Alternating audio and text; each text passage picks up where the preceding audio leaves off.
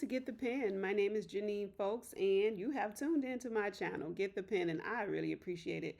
I hope you have liked, I hope you have subscribed and share, comment, all of that.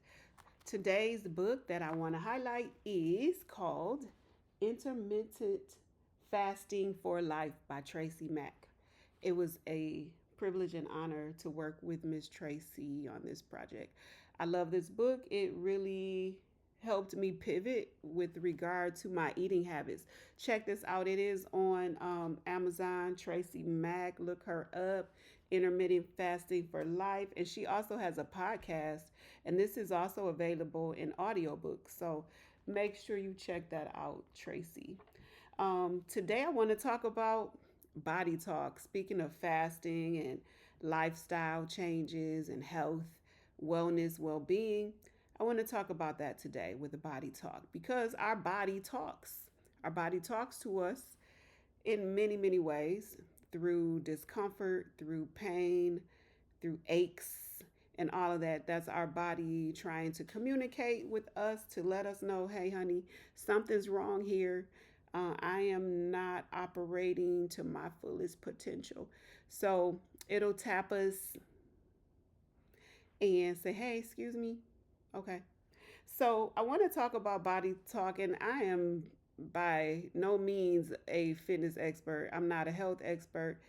I'm not a fitness coach or anything like that. I'm just a person who is trying to feel as good as I possibly can. I am trying to be as well as I can and as healthy as I can. And it takes diligence.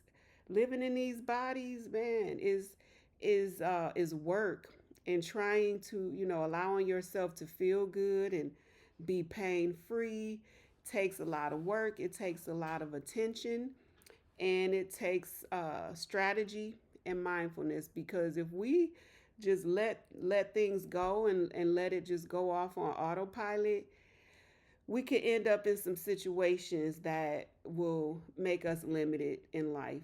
And life can be hard, and it's even harder when your body is not operating properly. So it's important to listen to our body talk, and that's what I want to encourage you to do today.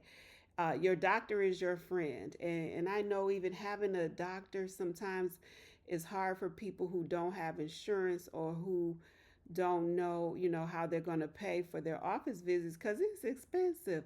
And we're just trying to be healthy. We're not trying to go on shopping sprees and go into debt from living beyond our means. We're trying to be well and stay healthy. And part of being well is seeing your doctor regularly, like having a PCP, a primary care physician. I definitely recommend that. Your doctor is your friend. My doctor is my friend, because whenever I feel something wrong, guess what? I'm calling her, messaging her, or visiting her for any little thing I feel in my body that's off. I go see her. We have a great relationship. She has been very helpful to me. I've been with her a few years now. I love when I can have a PCP long term, but sometimes they move around, they come and go, and you have to change up sometimes, and we do what we need to do. But staying connected to a doctor is always a good idea, especially when you are about to make some changes in your eating habits and in your lifestyle and in your exercising and all of that. And I did some intermittent fasting, and I still do. I cut off my food intake at a certain time of the day, and I say after this time of day, I'm not eating anymore. I have found that to be so beneficial, and that was something I did learn in this book that Tracey wrote. I learned that when I eat late at night, I don't sleep as well. My body is busy trying to digest, and guess what? I feel it. And sometimes it will wake me up. So after paying the price for late night eating for so long, I finally got smart and said, okay, I'm not eating after 7. If it doesn't happen after 7, it won't happen until breakfast, because I don't want to put my body through that. I don't want my body crying out at 4 a.m. because it's trying to process a big meal that I just ate. So that's the body talk. Cut off your eating at a certain time. there is no reason we should be up at midnight eating. That's like I can't even, and I used to do it. So don't get, I'm not being judgmental because I would be the one at White Castle at 1 in the morning. But now there's no way I would do that to my body. That is abuse, self abuse. If you are in anybody's drive through after midnight. Now I understand there's certain circumstances, maybe you're traveling at night or maybe you work nights. I mean, there are lots of reasons that people might be eating at midnight, but if you work a normal day job and you're not working the graveyard shift, you really, there's no reason. Just go to sleep so you won't be thinking about food. Just go to sleep and wait until the morning and have breakfast. You should not be up eating at midnight.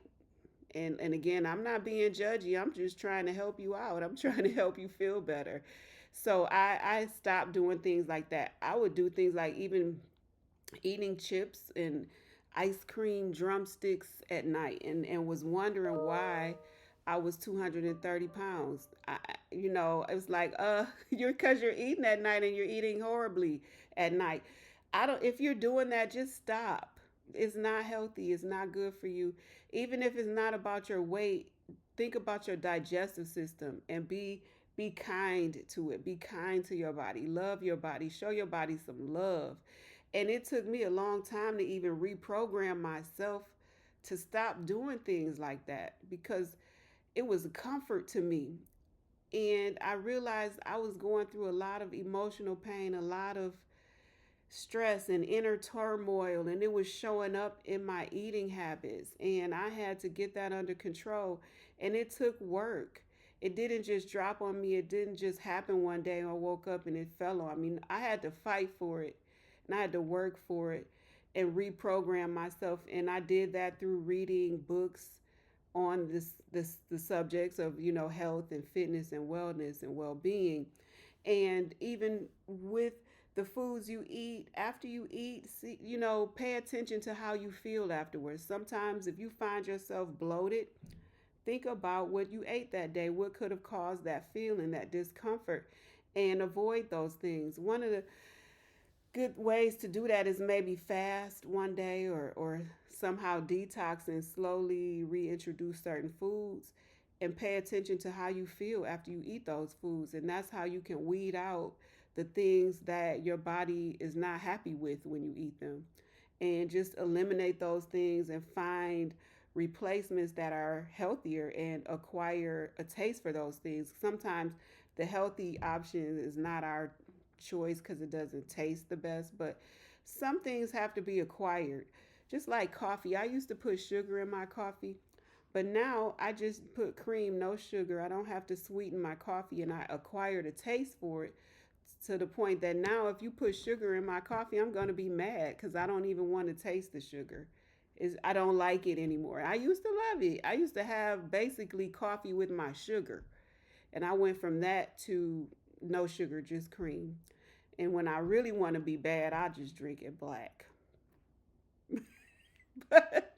But I gotta have a little something in it, so I put cream. Or you can even get the flavored creams that's low fat or something like that. But the idea is to wean yourself off of the sugar. And then the foods that give you gas, the foods that bloat you up and make your stomach feel so full and you can't get all the air out of your stomach.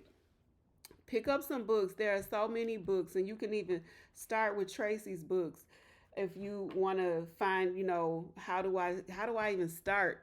How do I even reset my brain to think like that, to think healthier thoughts, to get out of my feelings, to get out of my emotions?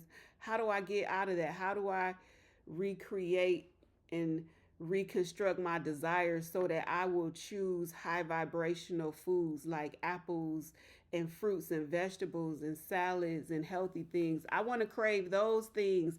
I don't want to crave the fried chicken at KFC. I did, and sometimes I do, but now I feel so dirty if I do it. But I know what that's like. I'm not even hungry, but just because I passed the KFC and I love the way the crust tastes, and I would find myself in the line just because I wanted that taste. But I reprogrammed myself to now, if I did that, I would feel awful.